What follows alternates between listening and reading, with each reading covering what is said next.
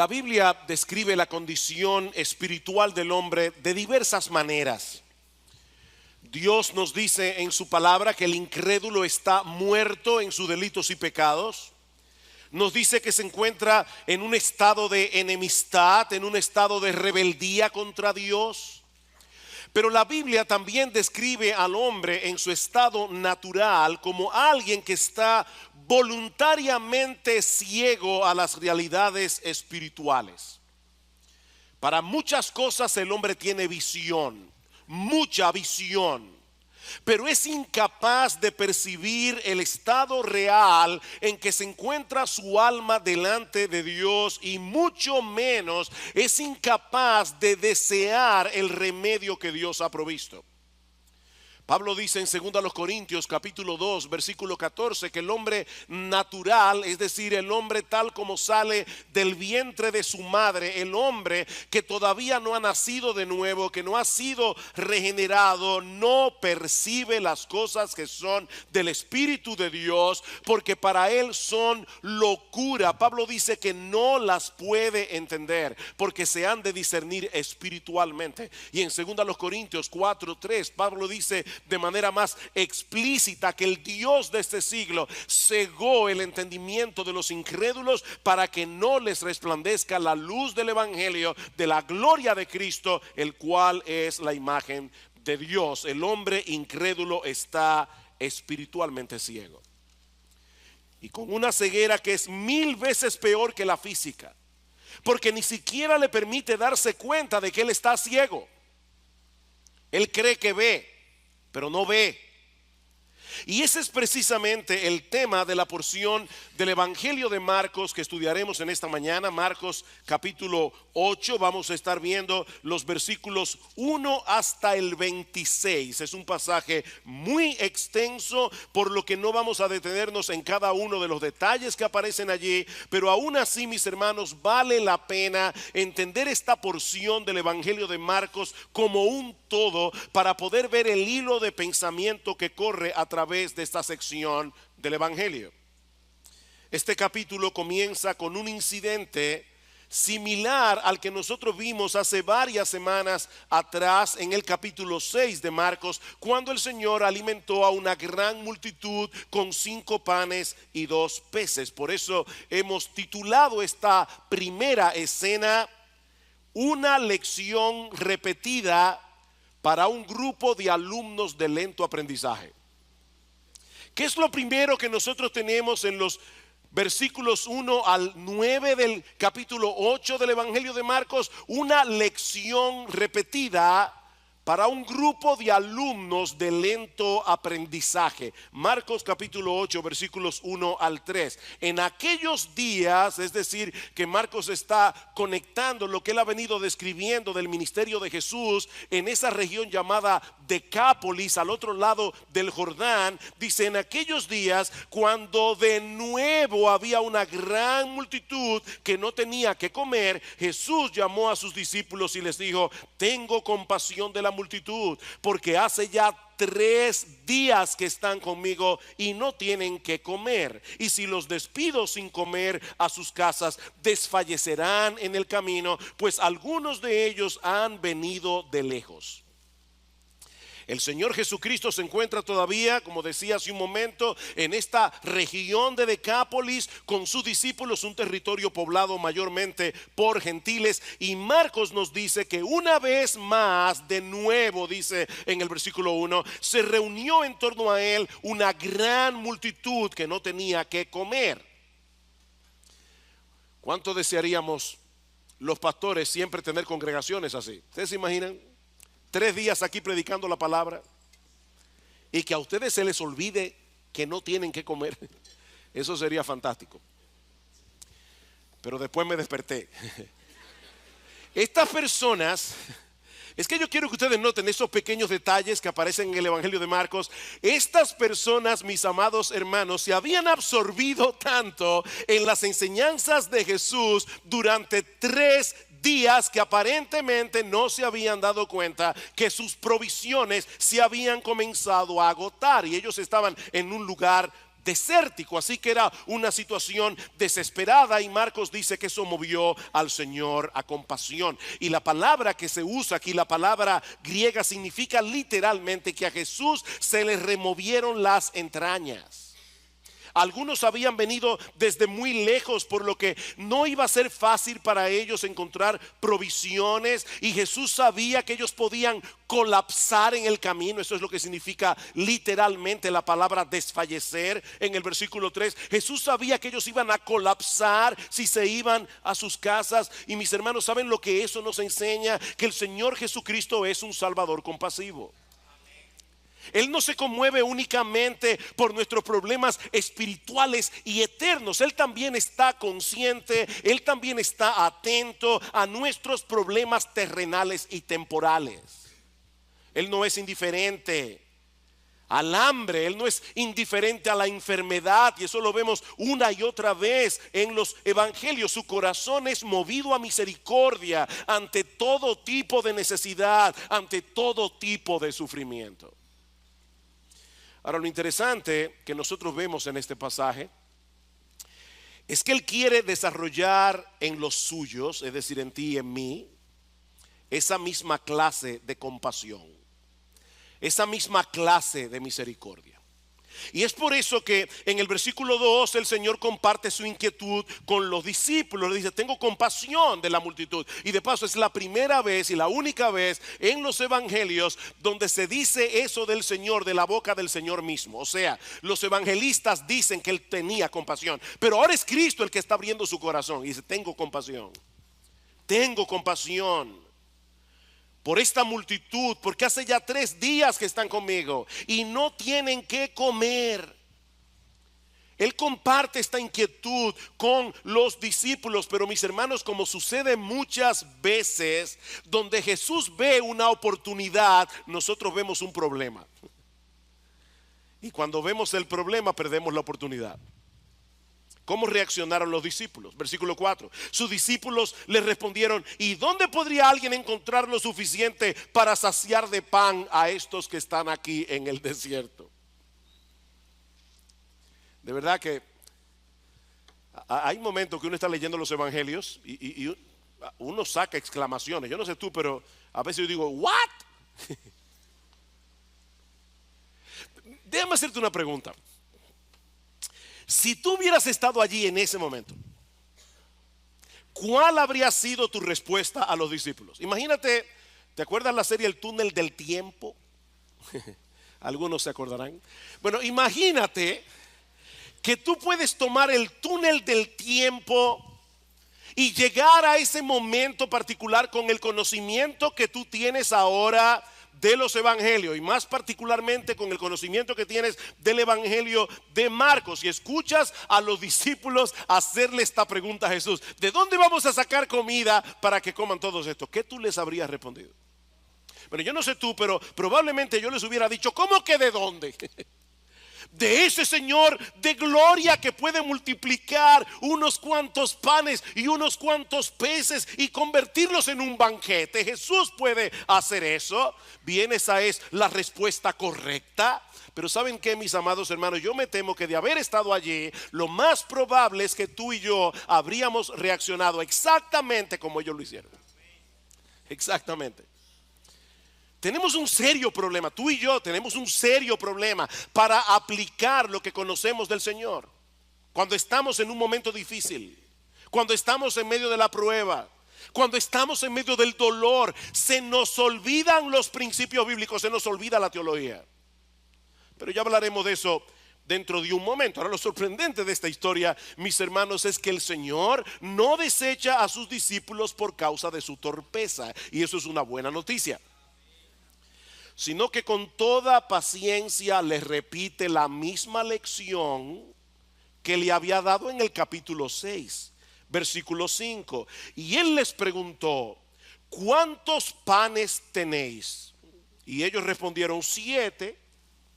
Entonces mandó a la multitud que se recostara en el suelo, y tomando los 7 panes, después de dar gracias, los partió y los iba dando a sus discípulos para que los pusieran delante de la gente, y ellos los sirvieron a la multitud. También tenían unos pocos pececillos, aparentemente sardinas, y después de bendecirlos mandó que estos también los sirvieran. Todos comieron y se saciaron, y recogieron de lo que sobró de los pedazos 7 canastas. Los que comieron eran unos 4,000, y los despidió. Marcos no nos dice cómo fue que operó el poder de Jesús para hacer este milagro, y eso es algo que siempre me lo he preguntado. ¿Sería que al partir el pan crecía el otro pedazo? ¿O sería que en la canasta donde estaban los 7 panes y los pocos pececillos comenzaron a aparecer de la nada panes y peces? Nosotros no lo sabemos. Y saben que, mis amados hermanos, no tiene la menor importancia, porque sea de un modo o de otro, el punto es que el Señor alimentó milagrosamente a un montón de personas con 7 panes y unos pocos pececillos. Es el mismo que en el principio creó de la nada con el poder de su palabra los cielos y la tierra. Él estaba allí ese día, encarnado en persona, y sigue siendo el mismo en el día de hoy. Un Salvador compasivo y todopoderoso. Marcos dice en el versículo 9 que eran 4,000 personas, y Mateo, en el pasaje paralelo en Mateo 15:38, dice que ese cálculo fue sin contar las mujeres y los niños. ¿Cuántas personas habían allí? Probablemente más de 15,000. Y aún así sobraron 7 canastas llenas de comida. Y de paso, mis hermanos, la palabra que usa Marcos aquí para canasta no es la misma que se usa en el pasaje anterior, en el capítulo 6. Esta era una canasta, como nosotros tenemos una fuerte influencia norteamericana. Creo que ustedes van a entender esto. Es un hamper, eso es lo que significa la palabra griega. Es una canasta lo suficientemente grande para que quepa un hombre entero dentro de ella. Es la misma palabra que aparece en Hechos capítulo 9 versículo 25, cuando dice Lucas, que Pablo tuvo que ser descolgado del muro de Damasco en una canasta. Así que es probable que en esta ocasión hayan recogido más panes y más peces que en el milagro anterior. Mis hermanos, ¿qué aprendemos de esta escena? Que nuestro Dios tiene el poder para proveer para todas nuestras necesidades conforme a sus riquezas en gloria en Cristo Jesús, como dice Pablo en Filipenses 4. Él es un Dios confiable, Él es un Dios poderoso, Él es un Dios compasivo. Nosotros podemos echar nuestras cargas, podemos echar nuestras ansiedades sobre Él, porque Él tiene cuidado de nosotros, como dice el apóstol Pedro. Lamentablemente e increíblemente, hay muchos que no quieren a ese Salvador reinando en sus vidas. Y por eso cierran sus ojos a toda evidencia, como vemos en la siguiente escena del pasaje, que yo he titulado Palabras de juicio para un grupo de ciegos que no quiere ver. Palabras de juicio para un grupo de ciegos que no quiere ver. Marcos nos dice en el versículo 10 que inmediatamente después del milagro Jesús se embarcó a la región de Dalmanuta con sus discípulos, donde es confrontado por los fariseos. Versículo 10: y subiendo enseguida a la barca con sus discípulos fue a la región de Dalmanuta. Entonces salieron los fariseos y comenzaron a discutir con él, buscando de él una señal del cielo para ponerle a prueba. Esta fue la última confrontación de Jesús con los líderes religiosos de Israel en la región de Galilea, porque unos días más tarde el Señor iba a dirigirse a Jerusalén y allí sería juzgado, allí sería condenado a muerte. Así que en cierto modo, mis amados hermanos, lo que nosotros estamos viendo aquí en el capítulo 8 del Evangelio de Marcos marcó el principio del fin del ministerio terrenal de Jesús. Y es interesante notar que los fariseos fueron a buscar a Jesús para discutir con él. No fue que se encontraron con Jesús por accidente. Ellos andaban detrás de Jesús. ¿Y saben por qué andaban detrás de Jesús? Porque estos hombres no soportaban el evangelio de la gracia. Ellos andaban detrás de Jesús porque ellos estaban tan absortos en su propia justicia que ellos odiaban el evangelio. El evangelio era un insulto para estos hombres. Y ellos veían a las personas yéndose detrás de Jesús y estaban preocupados y querían desacreditar al Señor delante de todo el mundo. Y por eso es que le piden una señal del cielo. ¿Notaron eso? Danos una señal del cielo. Y ese detalle es importante. Los judíos pensaban que Satanás podía imitar los milagros de Dios siempre y cuando se tratara de cosas que ocurrían aquí en la tierra. Pero ellos creían que Satanás no puede imitar los milagros que ocurren en el cielo. Y eso es precisamente lo que ellos están pidiendo aquí. No vengas con esos milagros que tú haces aquí en la tierra, porque ya sabemos que el diablo puede hacerlos también. Haz algo verdaderamente extraordinario, algo que tenga que provenir directamente del trono de Dios. Detén el sol como hizo Josué en Gabaón, o haz que llueva fuego del cielo como hizo Elías. Eso es lo que nosotros queremos, una señal del cielo. No venga con un milagrito aquí, no. ¿Cuál fue la respuesta de Jesús a esta ridícula petición? Versículo 12.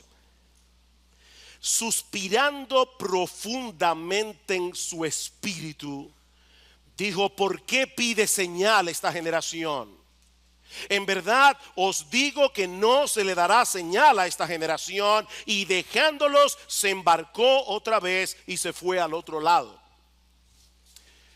Mira, si tú vas delante de alguien y le demandas algo y su reacción es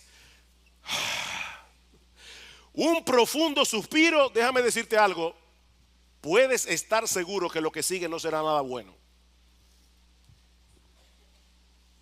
Ese suspiro de Jesús fue una fuerte reprensión a este grupo de hombres que había determinado rechazarle a él como el Mesías profetizado en el Antiguo Testamento. No importa las evidencias que lo señalaban a él como el Mesías. Ahora, hermanos, para poder entender lo que está sucediendo aquí, es necesario que nosotros vayamos al capítulo 6 del Evangelio de Juan. No tienen que buscarlo, pero luego del primer milagro de la multiplicación de los panes y los peces, los judíos le hicieron a Jesús una petición similar. Dice en Juan capítulo 6 versículo 30: ¿qué señal haces tú para que veamos y te creamos? Nuestros padres comieron el maná en el desierto, como está escrito: pan del cielo les dio a comer. Y Jesús les dijo: de cierto os digo, no os dio Moisés el pan del cielo, mas mi Padre os da el verdadero pan del cielo, porque el pan de Dios es aquel que descendió del cielo y da vida al mundo. En otras palabras, Jesús les está diciendo: ¿ustedes creen que Dios autenticó a Moisés porque les dio a comer el maná en el desierto? No, yo soy el verdadero pan que descendió del cielo para darles vida. En una forma todavía más clara, lo que Jesús está diciendo es: ustedes me están pidiendo a mí que les dé una señal y no se están dando cuenta que yo soy la señal. Yo soy la señal. Si ustedes no creen, a pesar de lo que han visto en mí, no van a creer de ningún modo, porque no existe una señal más convincente que yo. Yo soy la señal. Mis hermanos, piensen en esto por un momento. El Dios del cielo se hizo hombre. ¿Ustedes se imaginan eso? El Dios del cielo se hizo hombre. El Dios del cielo vivió una vida perfecta. El Dios del cielo llevó a cabo milagros extraordinarios como la multiplicación de los panes y los peces. Predicó la palabra como nunca nadie lo ha hecho ni lo hará jamás. Y todavía le estaban pidiendo evidencias de que él era un enviado de Dios.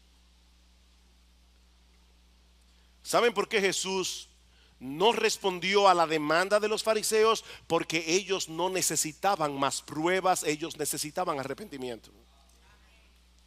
Ellos no necesitaban más pruebas.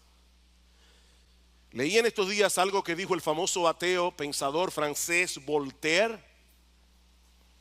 Él dijo una vez, oigan esto, si aún llegara a suceder que ocurriera un milagro en un mercado abierto ante 1.000.000 de testigos confiables, preferiría desconfiar de mis sentidos que admitir el milagro. ¿Qué les parece? ¿Cuál es el peor ciego? El que no quiere ver. No hay peor ciego que el que no quiere ver. Esa es la acusación de Pablo a toda la raza humana en el capítulo 1 de su carta a los romanos. Dios se ha revelado a través de la creación y lo ha hecho de una manera inconfundible, pero el hombre ha decidido detener con injusticia la verdad. El hombre detiene con injusticia la verdad. Él sabe que Dios existe, él sabe que Dios creó los cielos y la tierra, él lo sabe en el fondo de su corazón, pero él pretende vivir como si no lo supiera. Él se hace el tonto. Yo decía, ayer puse un Twitter. Sí, yo uso Twitter. Un Twitter que decía, no es por ser más inteligente que los incrédulos son incrédulos, es porque son deshonestos intelectualmente. Son deshonestos intelectualmente. En Juan capítulo 3 dice, la luz vino al mundo. Ese es el problema, la luz vino al mundo. ¿Y qué hicieron los hombres? Amaron más las tinieblas que la luz. Mis hermanos, eso es trágico. Esta petición ridícula de los fariseos evidenciaba tal dureza de corazón, tal obstinación contra la verdad, que no valía la pena hacer el menor esfuerzo para tratar de convencerlos de lo contrario. Marcos dice que el Señor los dejó y se fue hacia el otro lado del mar. Y mis hermanos, esto no fue un simple traslado de un lugar a otro, esto fue un abandono. Esa es la idea. El Señor es muy paciente, muy paciente. Pero mi amigo, si tú estás aquí sin Cristo, déjame darte una advertencia muy sobria, muy solemne. Hay un momento en que el incrédulo traspasa una línea de no retorno. Una línea conocida únicamente por Dios. Cuando termina toda oportunidad de arrepentimiento, ese día los fariseos cerraron para siempre las puertas de salvación para ellos. Para siempre. Probablemente no volvieron a ver a Jesús nunca más. Esto es trágico. Pero el texto no termina allí. Marcos también nos narra otro incidente que nos revela otro tipo de ceguera espiritual, una ceguera que afecta a los creyentes. Los líderes religiosos de Israel estaban completamente ciegos, estaban voluntariamente ciegos, pero ahora Marcos quiere hacernos ver que los discípulos también tenían un serio problema en su entendimiento de las cosas. Por eso yo he titulado la siguiente escena, unas palabras de reprensión para un grupo de creyentes con miopía espiritual. Unas palabras de reprensión para un grupo de creyentes con miopía espiritual. El Señor y los discípulos se van en la barca al otro lado del mar, pero Marcos nos dice en el versículo 14 que se habían olvidado de traer panes para todo el grupo.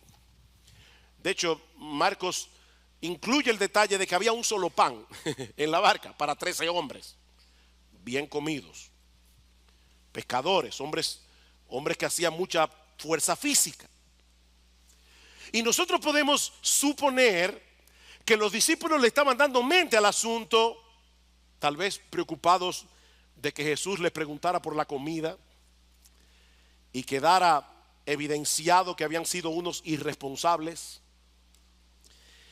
En ese contexto, el Señor les da la advertencia que encontramos en el versículo 15.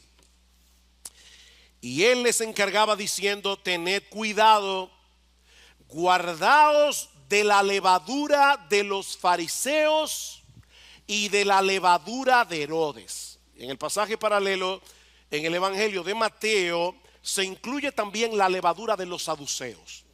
Así que si tomamos los dos pasajes, Jesús les dijo: tengan cuidado con la levadura de los fariseos, con la levadura de los saduceos y con la levadura de los herodianos. Estos eran los tres grupos de influencia en la sociedad judía de aquel tiempo. Los fariseos eran los legalistas, aquellos que se querían salvar a través de su obediencia, aquellos que creían ganarse el favor de Dios a través de rituales, a través de su obediencia a los 10 mandamientos. Luego estaban los saduceos. Los saduceos eran los teólogos liberales de aquellos días, aquellos que no aceptaban la inspiración total del Antiguo Testamento. Y luego estaban los herodianos. Los herodianos fácilmente se hubieran postulado en las elecciones de República Dominicana y habrían ganado muchos votos. Eran los secularistas de la época.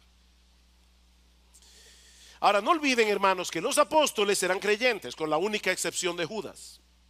Estos hombres lo habían dejado todo para seguir a Cristo, pero aún así el Señor les advierte que se cuidaran de la influencia de estos grupos.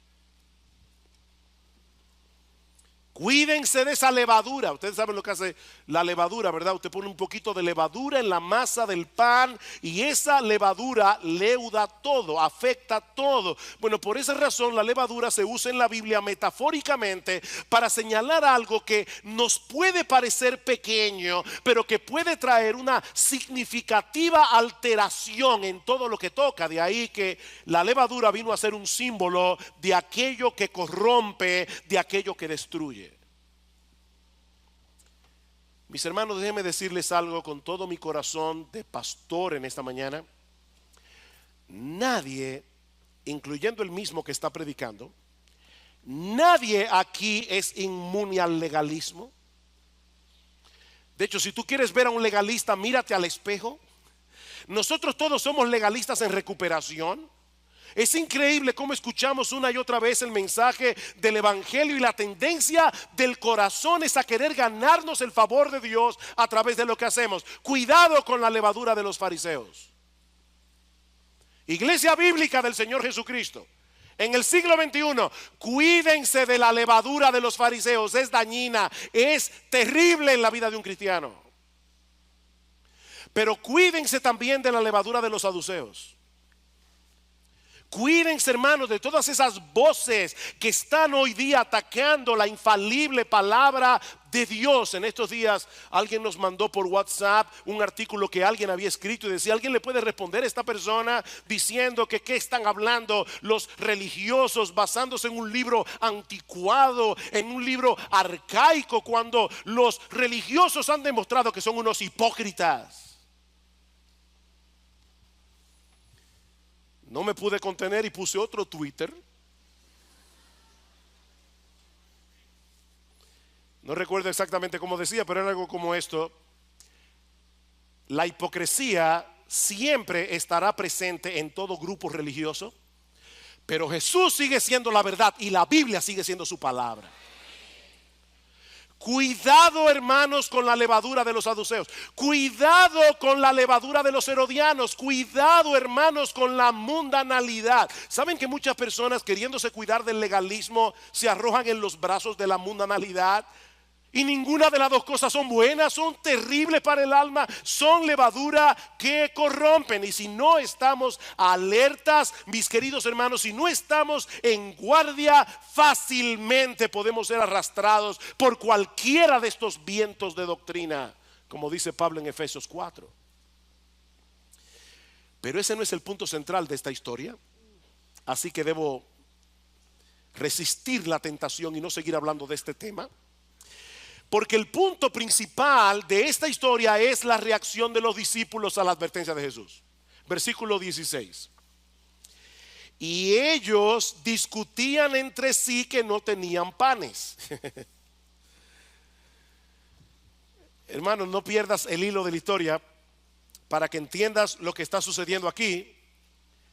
Y por eso es que quise predicar de estos 26 versículos juntos, porque es que están conectados. El Señor acaba de repetir el milagro de la multiplicación de los panes y los peces, no se olviden eso. Pero cuando los discípulos se dan cuenta que solo tenían un pan en la barca, comienzan a preocuparse. ¿Alguna vez a ti te ha pasado que tú estás tan preocupado por algo que todo lo que escuchas lo interpretas a la luz de esa preocupación, aunque no tenga nada que ver con eso? Yo creo que eso fue lo que pasó aquí. Los discípulos estaban tan preocupados por el tema del pan que desde que ellos escucharon la palabra levadura no escucharon nada más. Increíble. Miren, mis hermanos, déjenme decirles algo. Nuestras preocupaciones terrenales no se quedan fuera cuando ustedes vienen a la iglesia. Ellas entran con ustedes aquí y se sientan con ustedes aquí en el servicio de adoración. Y si no estamos alerta, nuestras preocupaciones pueden anular el impacto de la predicación de la palabra de Dios en nuestros corazones. Dice en Marcos capítulo 4 versículo 19 que las preocupaciones por las cosas de este mundo ahogan la palabra y la hacen estéril, la hacen infructuosa. Pregunta: ¿cómo podemos combatir eso? Pero yo pienso que la respuesta se encuentra en el pasaje paralelo otra vez en el Evangelio de Mateo. Dice en Mateo capítulo 16 versículo 18 que el Señor introdujo estas preguntas que aparecen en Marcos capítulo 8 diciendo a los discípulos: hombres de poca fe. Esa frase no la incluye Marcos. Hombres de poca fe, ¿por qué discutís entre vosotros que no tenéis pan? Ahí está la clave. El Señor estaba hablando de algo tan serio, pero ellos no pudieron entenderlo por causa de su incredulidad. La preocupación que tenían por la falta de pan no era más que un resultado de su falta de fe. Y esa falta de fe que producía preocupación entorpecía su entendimiento. Versículo 17. Dándose cuenta, Jesús le dijo: ¿por qué discutís que no tenéis pan? ¿Aún no comprendéis ni entendéis? ¿Tenéis el corazón endurecido? El Señor quiere despertar a sus discípulos a la realidad de que un corazón regenerado, un corazón nacido de nuevo, puede padecer cierto grado de endurecimiento, puede padecer cierto grado de insensibilidad espiritual que no nos permite entender ni asimilar la palabra de Dios. Versículo 18. Teniendo ojos no veis, y teniendo oídos no oís. Ellos tenían ojos, ellos tenían oídos. Cristo les había abierto los ojos en la conversión, pero no estaban viendo. Déjenme hacerles una pregunta, hermanos. ¿Qué cita bíblica está usando Jesús aquí? Teniendo ojos no veis, y teniendo oídos no oís. Isaías capítulo 6. Una cita que Jesús había usado en Marcos capítulo 4 versículo 11 al 12 para decir a los fariseos de su época: por ustedes, dijo Isaías, teniendo ojos no veis, teniendo oídos no oís. Solo que aquí el Señor le está aplicando a los discípulos. El Señor les está diciendo: ¿están ustedes reaccionando como los incrédulos? ¿No recordáis, versículo 18, no recordáis cuando partí los 5 panes entre 5,000? ¿Cuántas cestas llenas de pedazos recogisteis? Y lean el texto con un poco de imaginación. 7. Imagina. ¿Cuánto? 7. Y cuando partí los 7 panes entre los 4,000, ¿cuántas canastas llenas de pedazos recogiste? Ellos dijeron, en la primera fueron 12, ahora fueron 7. Y les digo: ¿aún no entendéis? Mis hermanos, cuidado con ser excesivamente duros con los discípulos sin reconocer al mismo tiempo que muchas veces nosotros somos como ellos. Nos resulta tan difícil conectar los puntos. Olvidamos tan fácilmente. Yo estoy seguro que todos ustedes aquí, si son creyentes de años, de cierto tiempo en la fe, seguro que pueden recordar momentos en su vida pasada en los que pasaron por situaciones bien difíciles y en los que Dios de muchas maneras manifestó su fidelidad. Seguro. Yo estoy de eso. Pero entonces viene otro problema. Y olvidamos por completo lo que Él hizo por nosotros en aquella ocasión. Mis hermanos, somos tan lentos para aprender. Pero Jesús es tan paciente para instruirnos. Y me encanta cómo concluye este relato en el Evangelio de Mateo. Dice en Mateo capítulo 16, versículo 12: entonces entendieron que no les había dicho que se guardaran de la levadura del pan, sino de la doctrina de los fariseos y de los saduceos. Finalmente entendieron algo. Porque su ceguera era parcial, era temporal, no como la de los fariseos. Por eso hay un pequeño detallito en el versículo 17 y en el versículo 21, un adverbio que no debemos pasar por alto. Aún no comprendéis. Versículo 21, y les dijo: aún no entendéis, todavía no entendéis. Ese todavía nos da esperanza. Todavía no entendéis. El Señor no se cansa. Mis hermanos, aquellos que tienen luz de la palabra de Dios deben anhelar con todo su corazón tener más luz.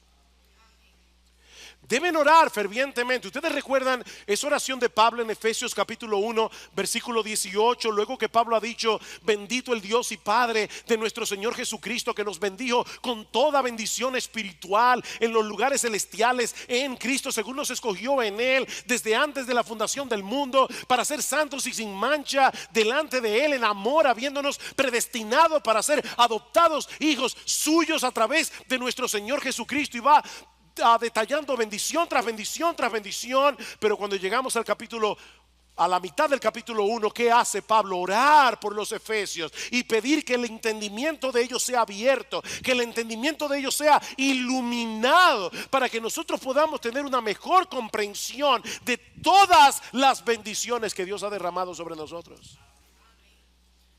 Debemos orar que el Señor abra nuestro entendimiento. Debemos leer las Escrituras. Hermanos, esto es un tesoro. Como decía Salvador en la escuela dominical, esta es la palabra de Dios. Debemos leer, debemos comernos este libro, debemos empaparnos de este libro, debemos conocer las Escrituras. Debemos leer buenos libros que nos ayuden a entenderla mejor. Debemos escuchar la predicación de la palabra con suma atención, en dependencia del Espíritu de Dios, para que la luz de la verdad de Dios despeje las tinieblas que todavía tenemos en el corazón. No te quedes donde estás. No te quedes allí. Necesitas seguir profundizando en tu entendimiento de Dios. Necesitas seguir entendiendo el Evangelio. Necesitas seguir entendiendo cuál es la voluntad de Dios para ti. Pablo ora por los colosenses en Colosenses capítulo 1 versículo 9 al 10, para que crezcáis en el conocimiento, en el entendimiento de su voluntad. No te quedes donde estás. Sobre todo porque tú no estás solo en ese camino. Y eso nos lleva a la última escena de este pasaje, que yo he titulado Un milagro esperanzador. Marcos 8, 22. Llegaron a Betsaida y le trajeron un ciego y le rogaron que lo tocara. Tomando de la mano al ciego. Qué tierno, hermanos. Imagínense esa escena. Al Señor Jesús tomando la mano de este hombre y llevándolo lejos de la multitud, dice, tomando de la mano al ciego, lo sacó fuera de la aldea y después de escupir en sus ojos y de poner las manos sobre él, le preguntó, ¿ves algo? Y levantando la vista dijo, veo a los hombres, pero los veo como árboles que caminan. Entonces Jesús puso otra vez las manos sobre sus ojos y él miró fijamente y fue restaurado y lo veía todo con claridad. Y lo envió a su casa diciendo, ni aún en la aldea entres. Yo no creo que haya sido por casualidad que Marcos incluyera este milagro precisamente en este punto de la historia. Recuerden lo que decíamos cuando empezamos esta serie. Los evangelios son biografías teológicas. Ellos no están narrando cronológicamente la vida de Jesús. Ellos están tomando lo que ellos quieren tomar para darnos una enseñanza. Y es importante entender eso porque la narración de este milagro es exclusiva de Marcos. No aparece en ningún otro de los evangelios. Así que Marcos lo mencionó por una razón en ese punto. De hecho, este es el único milagro registrado en los evangelios hecho por Jesús en dos etapas. Todos los milagros del Señor fueron instantáneos. Jesús le dijo a Lázaro en la tumba, Lázaro, ven fuera. Y de inmediato salió de la tumba y no medio vivo. Salió completamente vivo. Instantáneamente. El Señor calmó el mar en tempestad de una sola vez. Cada milagro fue así, excepto la sanidad de este ciego en Betsaida. ¿Por qué el Señor sanó a este hombre en dos etapas? Bueno, antes de responder esa pregunta, veamos brevemente el milagro. Brevemente, unas personas se acercan a Jesús trayendo a un ciego, les ruegan que lo sane. El Señor, ya vimos, lo toma de la mano, lo saca fuera de la aldea, probablemente para no hacer de esta sanidad un espectáculo. Jesús quería tratar con este hombre de una manera muy personal. Y una vez se aleja de la multitud, el Señor hace algo bien extraño. Niños, este fue Jesús, no hagan eso con otros. Como dicen a veces los anuncios de cosas peligrosas, no intenten hacer esto en casa. ¿Qué hizo el Señor? Escupió los ojos del ciego. De hecho, ya nosotros habíamos visto que el Señor había hecho algo similar en Marcos capítulo 7 cuando sanó a un tartamudo.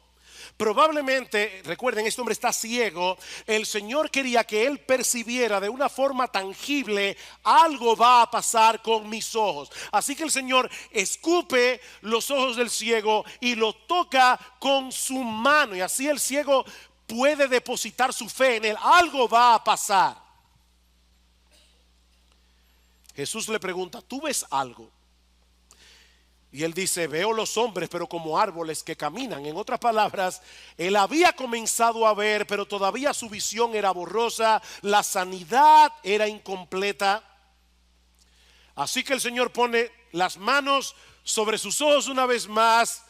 Y me encanta, dice que su visión fue restaurada y que lo veía todo con claridad. Esa palabra que se traduce como claridad es una palabra compuesta del griego que significa ver de lejos con toda nitidez. 20. La saliva de Jesús fue un láser y sanó a este individuo. Ahora bien, otra vez, hermanos, ¿por qué Jesús sanó a este ciego en dos etapas? Bueno, muchos comentaristas, y yo estoy completamente de acuerdo, entienden que Cristo quería hacerle ver a los discípulos en una forma gráfica el problema de visión que ellos tenían. Ellos necesitaban seguir avanzando en su proceso de entendimiento. Recuerden la pregunta del versículo 17, ¿es que aún no comprendéis ni entendéis? Versículo 18, teniendo ojos no veis. La visión de los apóstoles era como la de este hombre al principio. Ellos habían recibido visión espiritual cuando se convirtieron al Señor, pero todavía era borrosa. Ellos veían las realidades espirituales como árboles que caminan. Estos hombres necesitaban crecer en su entendimiento. Y este milagro era una especie de ilustración viviente, no solo de su necesidad, sino de la obra que Jesús iba a seguir haciendo en ellos. Hay mucho que aprender, hermanos, y mucho que creer.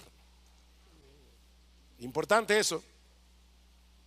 Hay mucho que aprender y mucho que creer. El conocimiento teórico no sirve de nada aquí hasta que no lo aplicamos en el momento de las pruebas, hasta que no lo aplicamos en medio de las dificultades de la vida. Los discípulos vieron al Señor multiplicar panes y peces. Yo estoy seguro que si alguien les hubiera dado un examen teológico inmediatamente después del milagro y hubiera una pregunta: ¿es Jesús capaz de alimentar a un montón de personas con unos cuantos peces? Todos los apóstoles hubieran sacado 100 en el teórico. Pero cuando se subieron en la barca y se dieron cuenta de que habían olvidado el pan, entraron en pánico. El creador de los cielos y de la tierra estaba en la barca. El que puede crear panes del aire estaba allí. Pero ellos estaban en pánico. Honestamente, mi hermano, tú no te ves retratado en ese cuadro. Ay, porque yo me he visto allí tantas veces que me avergüenza. Pero gracias al Señor por su paciencia. Gracias al Señor porque Él sigue lidiando con nosotros para afinar nuestra visión espiritual. ¿Y saben cómo lo hace? Proveyéndonos conocimiento a través de la lectura de la palabra, a través de la predicación en la iglesia, a través de otros hermanos, a través de buenos libros, y luego nos coloca en situaciones de prueba en las que tenemos que aplicar el conocimiento aprendido. Las pruebas de la vida son el examen práctico. Y lo bueno, aunque algunos tal vez dirán que eso no es tan bueno, pero lo bueno es que el Señor no se cansa en su trabajo oftalmológico. Él seguirá afinando nuestra visión, afinando nuestra visión, afinando nuestra visión hasta que lleguemos a su presencia. Así que mira, mi hermano, si tú puedes identificar en tu vida que te falta mucho por entender, anímate. Anímate, porque eso quiere decir que tienes visión. O como dice Paul Tripp, eso quiere decir que la gracia te alcanzó. La gracia te alcanzó. La gracia te ha visitado. Y ahora tienes algo de visión. Ahora, si tú eres incapaz de ver tu necesidad de un Salvador, si tú eres incapaz de percibir tu necesidad de ver más claramente, mi amigo, yo te tengo una mala noticia y una buena noticia. La mala es que estás ciego. Tú estás ciego. Estás tan ciego que ni siquiera te das cuenta de que estás ciego. Estás tan ciego que tú no puedes ver que no puedes ver. Tú crees que ves, pero no ves. Esa es la mala noticia. La buena es que Dios te trajo hoy aquí para que escuches ese diagnóstico. Dios te trajo aquí para que tú sepas cuál es el estado de tu alma. Dios te trajo aquí en esta mañana. Dios te trajo, mi amigo. Yo no sé quién te invitó. Dios te trajo aquí para que veas la necesidad que tienes de visión, para que veas la necesidad que tú tienes de venir a Cristo en arrepentimiento y fe. Tú necesitas un Salvador. Tú necesitas al Salvador. Dice el Señor en Juan capítulo 8 versículo 12: yo soy la luz del mundo. Yo soy la luz del mundo. El que me sigue no andará en tinieblas, sino que tendrá la luz de la vida. Mi amigo, ¿por qué andar a tientas y a oscuras cuando la luz de este mundo te está ofreciendo en esta mañana abrirte los ojos del entendimiento en este mismo instante, gratuitamente por gracia, por medio de la fe? ¿Por qué andar a tientas y a oscuras? Por eso yo decía que este es un milagro esperanzador, porque nos muestra el poder de Cristo para restaurar la visión que el hombre ha perdido por causa del pecado. Mi amigo, Cristo puede darte visión aquí y ahora.